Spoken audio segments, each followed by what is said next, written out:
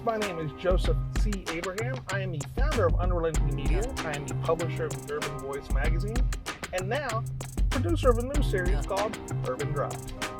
Tonight I'm here with my good friend and candidate for North Las Vegas Municipal Court Department 1, Jonathan MacArthur.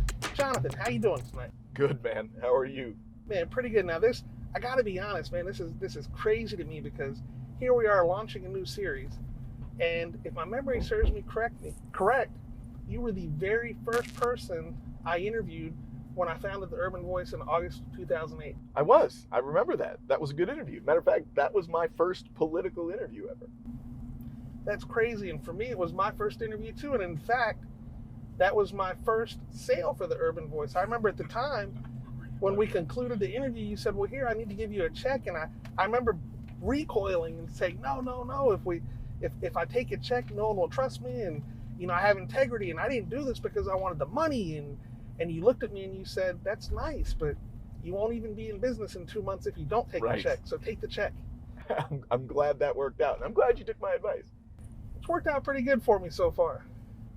15 years later, we're still publishing the Urban Voice, and we're launching a new program, Urban Drives. So folks, the idea is we're going to travel throughout Las Vegas, the city we both love, and I'm going to give you an opportunity to sit in and get to know my friend Jonathan MacArthur like I know him. So Jonathan, we just passed the Las Vegas sign, which brings me to my first question, the most obvious question to anyone here in Las Vegas. Are you from Las Vegas? First, let me say, this is a really nice truck.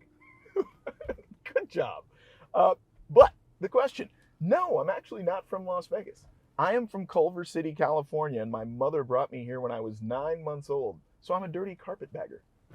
That's kind of what I thought. So we should probably just stop the interview now and throw you out of my truck and find someone from Las Vegas who can represent Las Vegas. Well, I hope I can fill in until then. I've been here since 1973. When I got here, there were less than 300,000 people in the Las Vegas Valley. My mom, who was a professional dancer, she had been in Broadway. She worked with Pearl Bailey and Cab Calloway. I think I met Morgan Freeman when I was like 2. In any case, she interviewed with the MGM studios down in Los Angeles, and they had an idea for a big stage production in Las Vegas at a brand new hotel called the MGM Grand. That's currently where the Bally's sits on Flamingo and Las Vegas Boulevard. We're going to pass it actually eventually.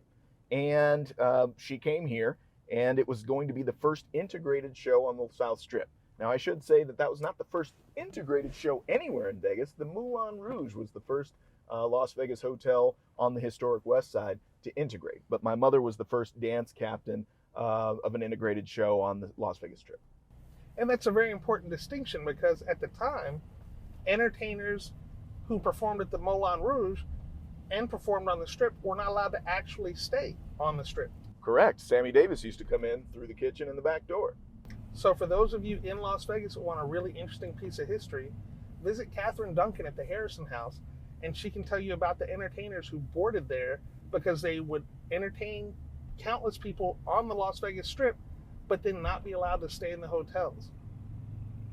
So John, did your mother ever experience anything like that? Was by 73, was it a better situation when she was here in Vegas? It really wasn't. It was a brand new setting. People know about Brown v. Board of Education, where schools were integrated in 1955, or at least ordered integrated. But that didn't happen immediately. Las Vegas itself didn't get around to racial integration until 1973, 18 years later. And so not only was the Las Vegas Strip integrating, but so were the Clark County school districts. And so when I came here, one of the stories that I remember my mother telling was that MGM had flown her out from Los Angeles. She moved everything. They got us an apartment on Swenson, very different neighborhood now. And they had even provided childcare. My mom went to the apartment where they were supposed to provide childcare, and a woman answered the door. She was a Caucasian woman, and when she found out that my mom was black, who she didn't know because on the phone, my mother didn't, quote unquote, sound black. She said she's sorry, but she couldn't babysit me because her husband wouldn't understand if he came home and there was a black child. My mother is emotionally upset. I think she's 30 at the time, and she doesn't know where to take me, so she takes me backstage to the MGM. She talks to the production assistant, and they tell her to go upstairs to a particular studio or hotel and see if that person can help her out. She goes upstairs. You'll never guess who opens the door. Morgan Freeman? Not this time. Not that time. Bill Cosby. He's in the room with a jazz drummer, and they're jamming out, and he's known to be good with kids at the time. And so my mother trusted him with me for 5 hours. That was my first exposure to celebrities that I can remember. But that was not an uncommon experience in a city that was just starting to integrate. Well, and folks, right now, we're approaching Las Vegas Boulevard and Tropicana. Mm-hmm. And so I'm going to segue for just 1 second, take away from my good friend John, and I'm going to invite everyone to a Juneteenth celebration at the Cosmopolitan Resort that's being hosted by the NAACP branch 1111 here in Las Vegas at the Cosmopolitan Resort on Saturday, June 18th. Again, this is a Juneteenth celebration occurring Saturday, June 18th at the Cosmopolitan Resort. If you'd like more information, definitely visit naacplv.org. Again, that's www.naacplv.org. Now, John. Yep. We talked about your mother's first job on the Strip at the MGM Grand, which is now Bally's. Right. Why did it become Bally's? Well, Bally's Corporation bought it, and I don't know what their reasons for that, but the transition came after a very important event. People who are from Las Vegas will remember November 21st, 1980 pretty clearly. There was a major hotel fire that killed 85 people and hundreds of others in smoke inhalation. That fire was actually an arson, if I remember. It was. As a matter of fact, there were other copycat arsons that entire season. Why is that relevant to you becoming an attorney later in life? Well, first, let me say it's relevant to all of us because those of you who've ever been to Las Vegas and were just amazed at how nice the hotels are and how safe it feels, the reason why we have sprinklers in every room is because of the Bally's fire. That was not a requirement nationwide until that happened. So I wanted to give a plug to improvements in safety that are brought by our unions and regulators, etc. But how did I end up becoming a lawyer?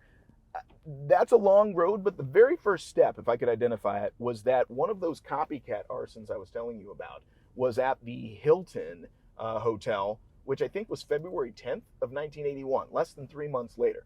That was also an arson, and the man who was charged with that fire, I believe his name was Philip Klein. And when Philip Klein went to jury trial, he was represented by an attorney by the name of Kevin Kelly. That man was incredible, and he was my next door neighbor to the right. If you walk out of my door, he was the neighbor to the right.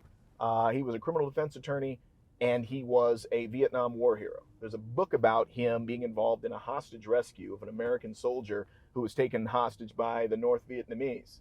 Went in by helicopters, removed him by force, and got him out without any losses. At any rate, the man had a presence, for sure. He represented Philip Klein, and he did so bravely and confidently, and I could see him on the evening news. A person that I'd actually met, my neighbor, was on TV, and he was, just sort of arguing things to people and delivering information. I knew I wanted to be like him. Now, another thing that comes to mind is that he was brave, not just for what he did as a soldier, but he was actually openly homosexual in the 80s. When a lot of people... Why is that relevant? Well, because a lot of people were forced to be closeted back then, and he did not see that as a mark of shame. And so to me, it kind of reminds me of the challenge that female attorneys or African-American attorneys face inside of our courts, even now today. Okay.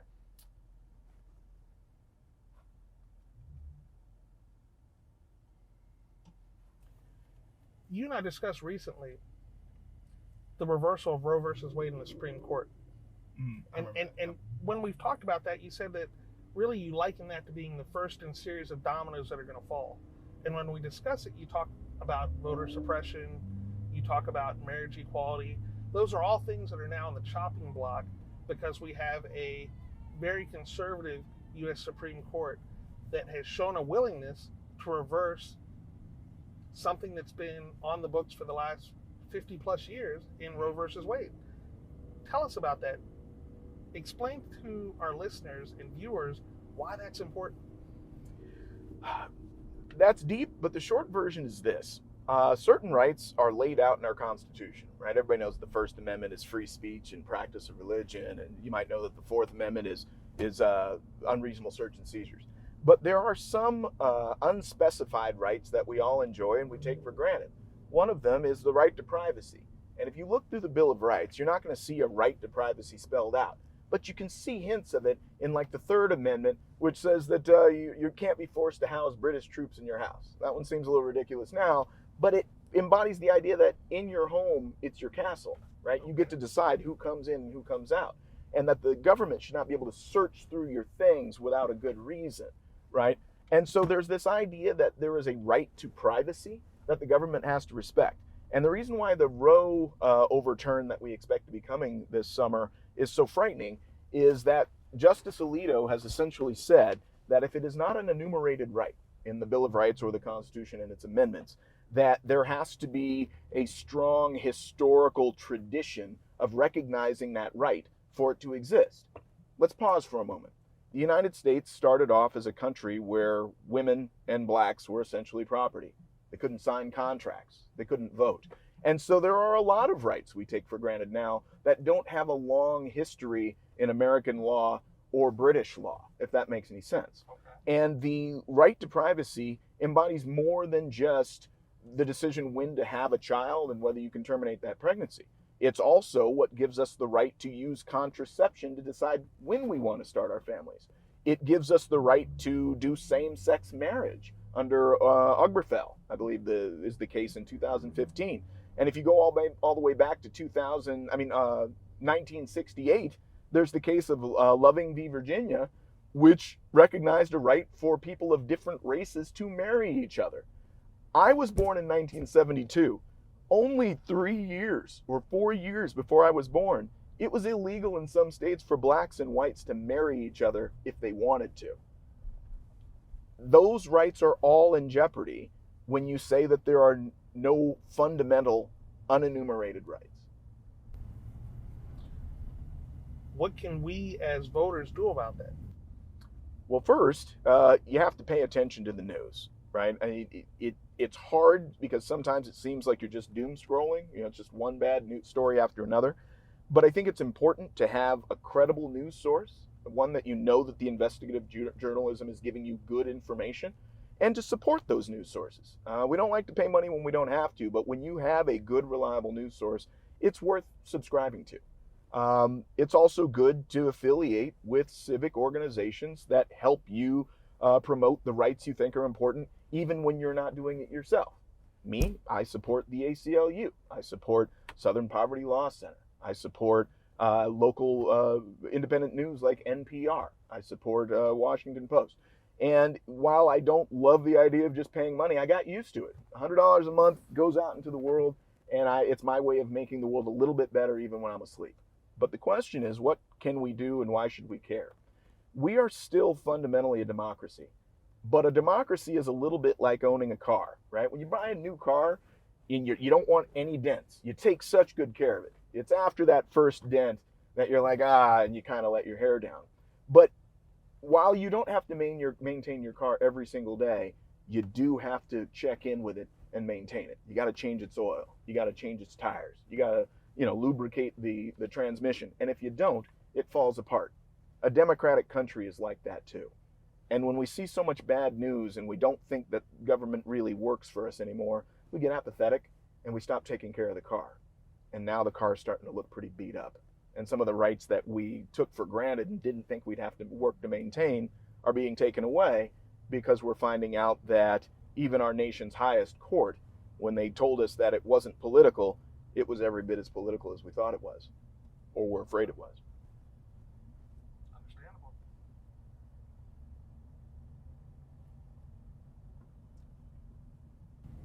So, tell me that, with regard to what you're doing in civic organizations, you support the Southern Poverty Law Center, you support the ACLU. Are there other organizations or groups here in Southern Nevada that you think people should be a part of or get to know about? Well, there's so many groups that you can choose from, and I'd hate to say one's better than the rest. But here locally, because I happen to be a progressive politically, I like the Progressive Leadership Alliance in Nevada. I support Plan. I try to be active with Three Square when I have that kind of time. I like organizations that reach out in our homeless communities, especially because that scratches two itches. I'm a veteran, right? And there's a disproportionate impact of homelessness on veterans. And so I get to kill two birds with one stone and help in my community in that way. There's an NAACP chapter here. There's the Clark County Black Caucus, right? There are organizations that try to help register people to vote. Find something that you like to do, and then it becomes less onerous to do it. And there are plenty of ways to contribute. I mean, that's the great thing about being involved in the political process. It's not simply, it can be simply voting, which, folks, if that's all you're going to do, if you can only do one thing, please vote. But beyond that, there's so many ways you can support. For me, generally my schedule doesn't permit because I'm so busy working. But with that work comes a little bit of money that I'm then able to use to support the group. So, of course, if you have the financial wherewithal, definitely good to support groups. If you don't have the financial wherewithal and you have time, or if you prefer to spend time instead of money, please support by volunteering your time. As Jonathan said, there are plenty of ways we can get people out to register to vote, get people to educate people about who the candidates are, attend a forum, spread the word. If you can't attend an event, spread the word and let your friends and family know. It takes a team effort if we're going to get this thing going. Let me add something. Maybe you live in a community where you like your leadership. Maybe you like the society that you have. It doesn't mean you can't help other candidates in other places, right? Not every state has it as good as we do. In 2020, I tried to do as much as I could to help Stacey Abrams in Georgia. You don't have to go to Georgia. You can do it remotely. You can phone bank. You can donate to Fair Fight 2020 if that's still an organization. There were candidates up in New England that were in close races that I thought might impact the House of Representatives or the Senate, and I did what I could for them as well. And so don't feel like you're only restricted to where you live. All politics are local, and certainly your own local officials are more likely to impact your life than anywhere else. But if you have the time and the interest, there are people all over the country that'd be happy to have your support.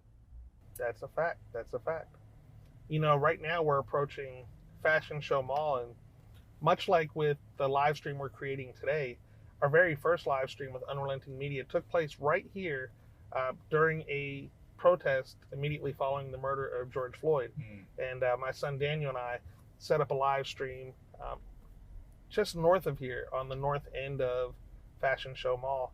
That was a really crazy time in 2020. We had so many protests, we had so much activity, and for me it's striking that you see so much involvement in 2020, and then fast forward 2 years, and you and I have been reviewing the voting numbers all afternoon for about the first 6 days of the early voting here in Clark County, Nevada, and the numbers, with all due respect, the numbers are abysmal.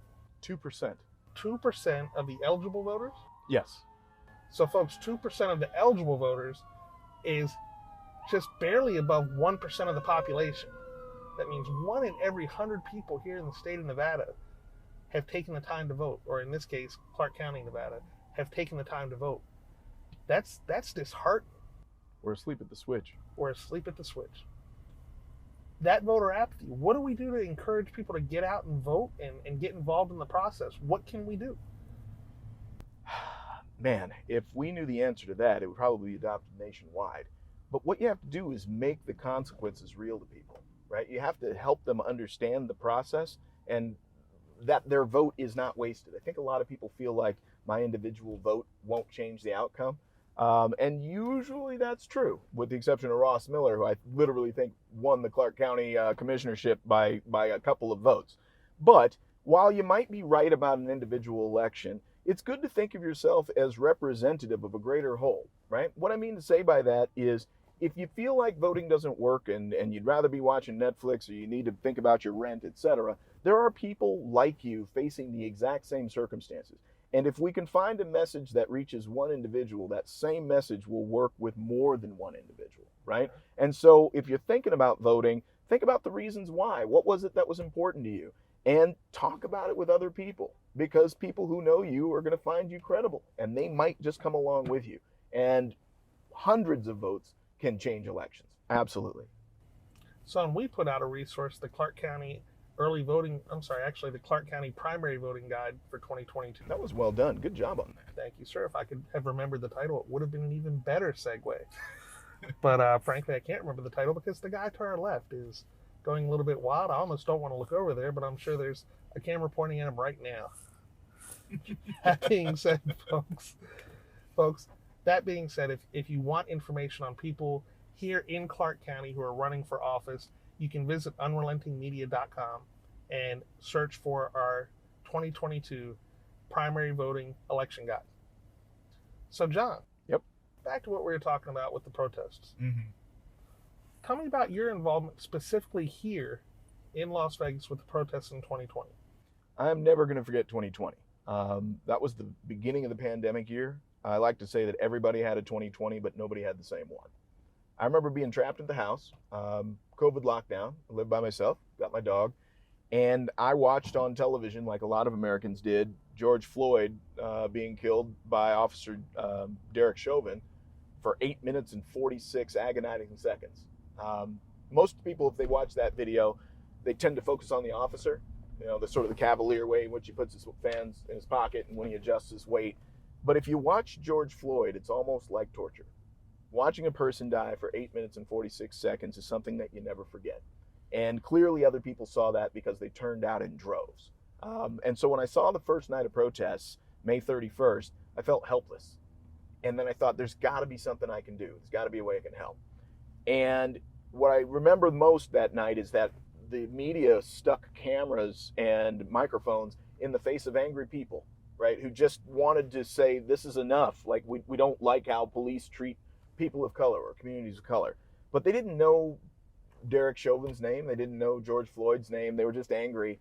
And if you're watching it from the suburbs, the genteel areas, it seems scary, right? Immediately you think, well, I hope they don't set anything on fire. I hope they don't steal anything. And this person just appears to be angry and they're not articulating anything that I can process. And so you tune out and you just see it as scary. And I felt like I can help, right? I'm a lawyer. I literally go to court every day. So I called some of my progressive friends and we got together and we made sure that we could speak about not just George Floyd, but Breonna Taylor and Ahmaud Arbery and Freddie Gray and Philando Castile and Michael Brown, right? Tamir Rice. The names go on and on. And the reason why they roll off the tongue is because it is so common for unarmed African Americans in the United States to be killed by lethal uses of force amongst law enforcement. Now, you usually get a narrative saying that, well, the officer feared for his life, or that we thought this person was going through some sort of criminal enterprise. Maybe. Every circumstance is different.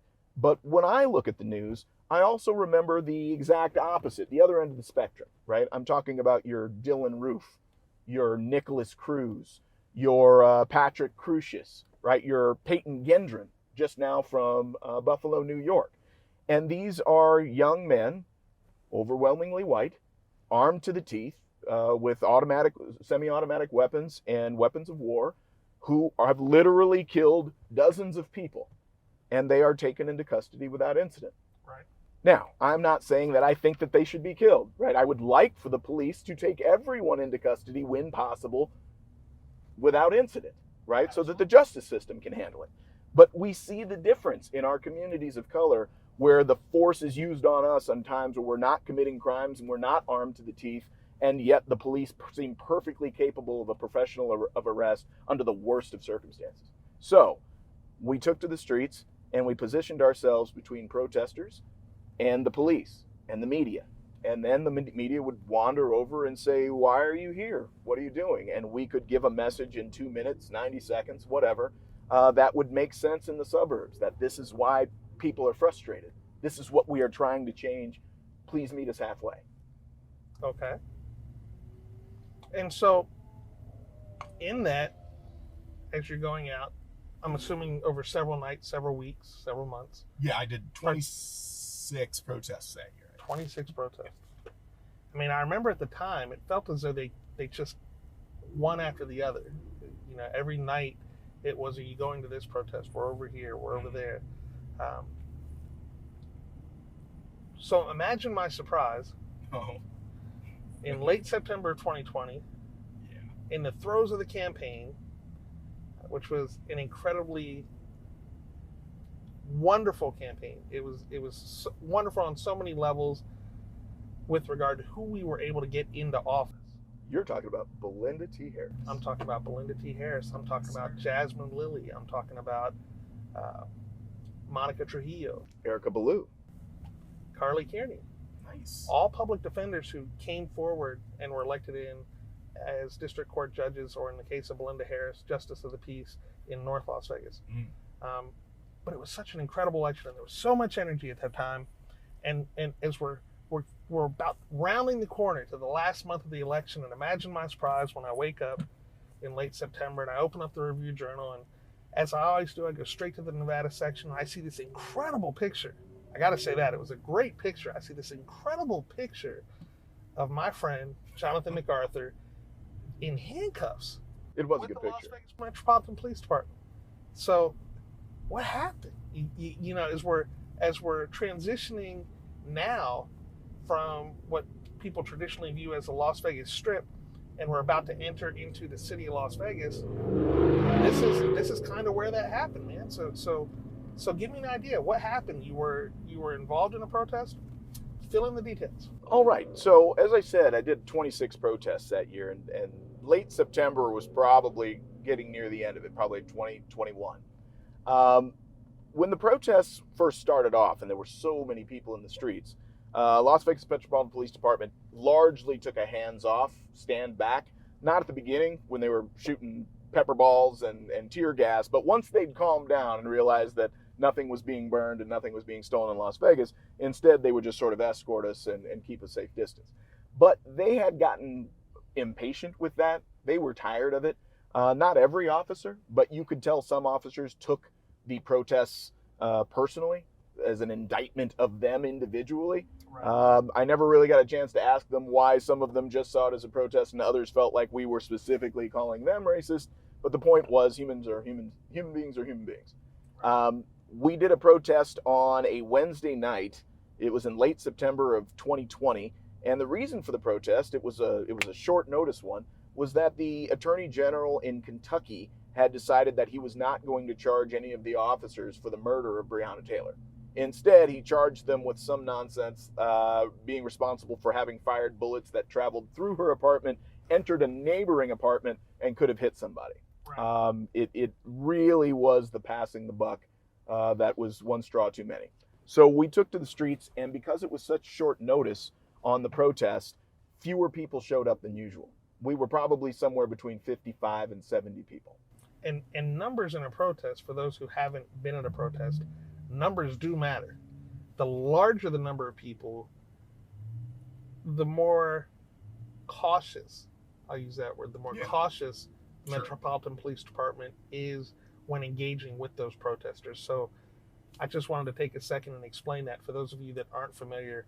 That small number of protesters definitely creates more consequences for those who are protesting.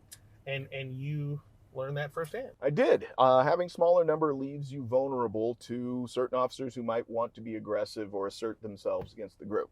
I remember that there was a motorcycle officer. He was a lieutenant. I think his name is Brett Ficklin. And he and his other units approached. I believe we were crossing Fremont Street, and he didn't want us to block traffic. And so they turned on their lights and sirens, and they were so loud.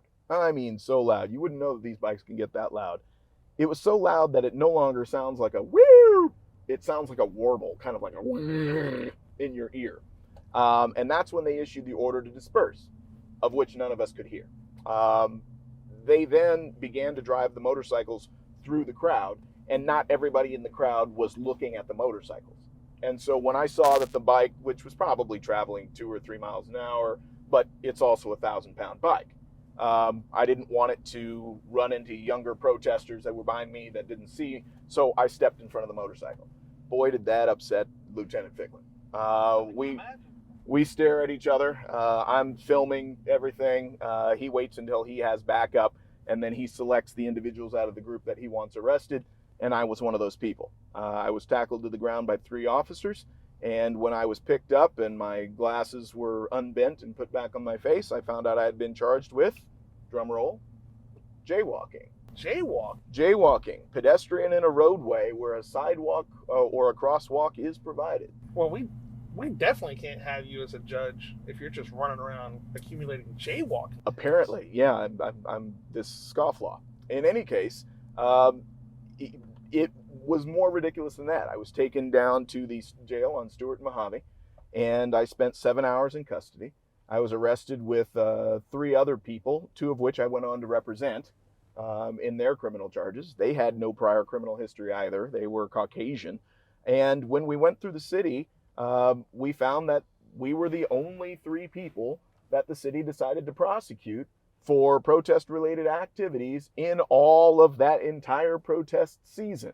When I say all, I have yet to find a case, other than myself and my 2 clients, where something actually went to trial or didn't negotiate to some sort of dismissal. There were even some cases I was aware of where people had been arrested for being in possession of like stun guns or a deadly weapon, or who had resisted a police officer. And while they may have had to, stay off of the strip for 60 days or, pay a fine, the point was the charges against them were dismissed. And the vast majority of charges were never even filed. After the person was cited, it was dismissed by the prosecutorial agency. And yet I'm supposed to believe that somehow my case was different, that me as a veteran and an actual officer of the court being prosecuted by people I see every day, and a visiting judge who was a former prosecutor that I didn't get along with when he was a prosecutor. It felt like kangaroo court, and it hurt. I'm not going to pretend like I didn't cry as a 48-year-old man when I got home that night. And I was convicted after a trial of jaywalking, pedestrian in a roadway where a crosswalk was provided. Now, I know how to seal criminal records. I do that all the time for lots of clients every year. But I didn't seal my own. And the reason why is because I can wear it as a badge of honor. Right? Lots of more important and relevant civil rights leaders than me spent time in jail. Birmingham jail, letters from, right? And nobody sealed their records. And so I can take that tattoo. Does it make you feel jaded or distrusting of the system as it stands today, with you on the verge of perhaps being elected to serve as a judge in a very similar court in North Las Vegas? How does that impact your decision to become a municipal court judge? Well, it does and it doesn't. Perhaps the surprising thing is that it's not my personal experience with having been arrested at a protest and having suffered what I felt like was an unfair trial. I have always known that there are problems in the local criminal justice system. We try to achieve fair outcomes. We don't always succeed. And as I have mentioned in many conversations with you over the years, that you are less likely to get the best the system has to offer if you are indigent, if you are a person of color, if you don't have a great formal education, right? And that is the core of my job as a criminal defense attorney, making sure that the system delivers a fair outcome to both the guilty and the innocent without regard to what their demographics are. And so while I was somewhat surprised that I was not immune to that, right? I thought that somehow I was special because of who I was. I wasn't.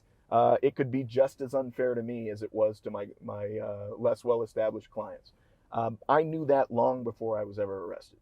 And so it has always been my desire to do better than that, to give better than that, to run a courtroom where everyone feels heard and that they were advocated for by capable counsel, and that they received rulings that were, to the best of the judge's ability, fair under the law. You know, for a lot of us, we assume that if you really want to have an impact on the criminal justice system, for a lot of lay people, we would assume you really have to be a district court judge in order to have that kind of impact where you can really help the community. And I want to say that in 2020, during that campaign, I oftentimes had that conversation with now Judge Belinda T. Harris. Why would you want to go to justice court? And she had very passionately explained to me that, what you need to realize is we can have such an impact at justice court because we can pull people out of the system before they actually get to district court. We can help with evictions and the landlord process. There's so many things that you can do at the justice court level. Tell me, how can you impact lives of community members at the municipal court level that they're not doing today? That's a great example. And Belinda Harris really is an icon and should be an example to us all. First, I want to give her some credit for the fact that with the National Lawyers Guild, she was actually a legal observer at many of the protests. Let me take a brief segue there. I know that because Unrelenting Media sponsored the t-shirts. So we actually had the red and white Legal Observer t-shirts created for the Public Defender's Office, because there were, not only did Belinda Harris work with the National Lawyers Guild, there were probably 30 to 40 Clark County public defenders who consistently showed up at protests on behalf of the organization in order to observe and serve as legal observers during those protests. So absolutely, it was an incredible organization, incredible work from so many of the attorneys in the Clark County Public Defender's Office. But back to what you were saying. Those are nice shirts. Good job. I didn't know that was you. But there's no such thing as an unimportant court, right? Just because we're accustomed to seeing on TV that, there are charges of murder and rape and kidnapping, which are certainly important, it's no less important to the people appearing in front of those courts, whether it's an eviction or a misdemeanor charge, right? I mean, you could have DUI or battery constituting domestic violence, and it's a high-stress situation for every party, not just the accused, but sometimes the victim, right? And they don't want to feel like they were part of the shuffle and that the system didn't allow them to be heard and recognized. Even more importantly, I think we're sometimes a little cavalier in the criminal justice system, especially our elected judges that come from the wealthier suburbs, where they're oriented toward a tough on crime approach. Like, we've got to get these people's attention and give them 30 days or 120 days in jail. A person can be guilty of an offense without deserving jail time. And when I say that, it's because frequently the system is unaware of the consequences that come from putting somebody in jail. Putting someone in jail for 5 days could cost them their residence if they miss their rent. It could cost them their car if they miss their payment. It could cost them custody of their children if they're a single parent, right? It could cost you your job if you miss too many days. And if you think about it, we're talking about misdemeanors, right? And that might include drug possession, right? And do you think a person's in a better situation after they've been incarcerated for 5 days not to give in to a substance abuse issue when they have less money, less job, less resiliency, less stability, right? I think we owe it to the people in our communities to try to address the underlying systemic problems, if we're aware of them, that might be related to mental health. What is going on over there? Yeah, there's a lot going over here onto the right. Is that? Hello, people. Hey, folks. Sorry about the delay. It's first Friday in Las Vegas, and everyone's out. So, looked like we just passed about 15 police cars on Fremont Street. So, of course, that got our attention. But, John, let's get back to what we were talking about with regard to how you, on the bench in a municipal court, can really impact the lives of the citizens of North Las Vegas. Excellent. What I would like to see courts do more, not just any court that I'm in, but across the valley, I think we could implement some progressive criminal justice reform, right? Restorative justice, where young people who are charged with minor offenses are given an opportunity to restore their clean record, right? To address the issue that's leading to truancy or leading to vandalism or leading to vagrancy, right? And not saddle them with the kind of stigma that keeps them from being able to get work as they move forward, right? I think that we can spend more time and our resources in a proactive way instead of a reactive way. Okay. Right? Because tough on crime got us the world that we have now, right? So maybe we could try smart on crime. A different approach. Yeah, absolutely. And it really does. We need representation on all levels of the justice system. So it's not simply having people like Monica Trujillo or Jasmine Lilly on the district court bench or Deidre Butler in family court. It's about having people not only on the bench at that level, having Belinda Harris at the Justice Court, having someone like Sybil Dotson in Justice Court in Las Vegas. It's also, we need people at the municipal court level, which is wonderful that people like you and Courtney Ketter are both running for 2 different offices here in North Las Vegas. And that's what we need to see more of. And that's why in 2008, I created the Urban Voice, was really to get people more engaged in the political process, to get people in the community to understand that there are wonderful things happening in and around the Black community in Las Vegas. We just needed a vehicle to get those stories out. So now that we have that, our job, what I view as my role, is to bring people like you to the community so that people get to know you, people hear your story. And that's what we've hoped to accomplish today with Urban Drives. So John, we got a couple minutes left. In fact, we're now going down the hill, leaving Las Vegas and about to enter North Las Vegas, which means any minute now, we'll be in front of the North Las Vegas Municipal Court. So John, this is your chance. We need the elevator pitch. We need to know, why do people need to vote for you? How does it impact their lives? Have at it. Thank you, sir. A community court should ideally look like the community that it represents, right? I have lived in Las Vegas or North Las Vegas for almost all of my life. And it is the most culturally diverse city in Nevada. And Nevada, by the way, is the 3rd most racially diverse state in the United States. But you wouldn't know that by looking at its government. Now, it's not just about race. I mean, you can be a good official of any race.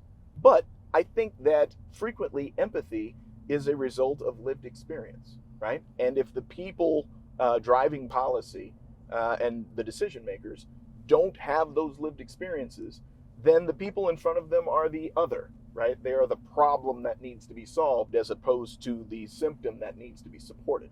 Okay. And so when I look, I see that it's 52% female, but only 14% of the government is female. I see that it's 41% Spanish speaking or Latino, but again, only 14% of North Las Vegas's elected government is Latino or Spanish speaking. The same can be seen down the line with African Americans, Asians, etc. And so I believe that it's important to have people with that lived experience in those decision-making positions. I have been on both sides, right? I am a criminal defense attorney and I'm a progressive and I'm an activist, but I'm also from a family of cops. My dad was a cop. My grandfather was a cop. My grandfather's brother was a cop. All of us are prior military. Most of us the Army, except there's something wrong with my brother. He went to the Navy. Can't explain him. And so if there's going to be the kind of reform we talk about on television that makes certain people scared when they hear it talked about on their favorite cable news station, it probably would need to come credibly from someone who understands both sides, right? Someone who can say, hey, these are police excesses. Not because I hate you that you're a cop, but because it's a dangerous thing to do in a community that no longer trusts you as a result, right? In order to have community, you have to have trust. And one of my many goals is to restore the trust in my communities of color in the justice system on the corner block of Las Vegas Boulevard and Civic Center. I'm hoping that people will help me do that. But first they'll have to vote. And to vote, you got to register, right? And you've got to care not only about yourself, but the people that live in and around you, with and around you. That's true. And let me say this before we go. On the screen, I'm going to guess in the lower left-hand corner of every single screen is a QR code that will take you directly to the Nevada Secretary of State voting registration site. This isn't affiliated with any party. It's not affiliated with any agency other than the Nevada Secretary of State. Folks, the truth is I really just want you to vote. I want you to participate in the process. We have quality candidates like Jonathan MacArthur, Courtney Ketter, Sybil Dotson, Augusta Massey, who all have the opportunity to get on the bench during this primary election. But in order for that to happen, we need you to get out and vote. It's not too late to register. It's not too late to get involved. John, we're literally 1 minute from arriving at the North Las Vegas Municipal Court.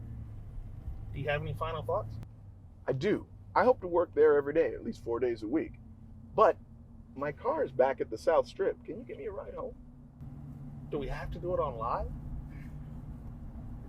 I don't know. does anyone actually want to watch us talk for another hour? I think this is a little bit too much. Now I've forgotten what else I need to say. I think we're being shot at. Folks, this concludes the very first episode of Urban Drives.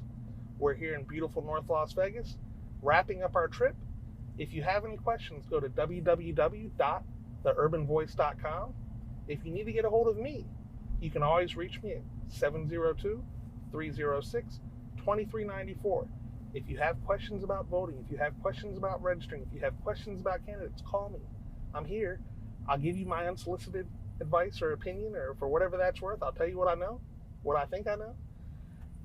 More than that, John, if someone wants to get a hold of you, how do they do it? Well, first you can visit me online at www.MacArthurforjudge.com. That's M-A-C, capital A-R-T-H-U-R, the word for, F-O-R, judge, J-U-D-G-E.com. Okay. If you want to send me an email, same thing, MacArthurforjudge@gmail.com. And folks, we're wrapping this up right now. We are at the intersection of Civic Center and North Las Vegas Boulevard, about to turn into the North Las Vegas Municipal Court, where hopefully on June 14th, Jonathan MacArthur will be declared the victor in North Las Vegas Municipal Court, Department 1. Folks, it's been my pleasure to have you join us for tonight's inaugural edition of Urban Drives. Thank you. Have a wonderful night. Thanks for the red. My pleasure. Yeah.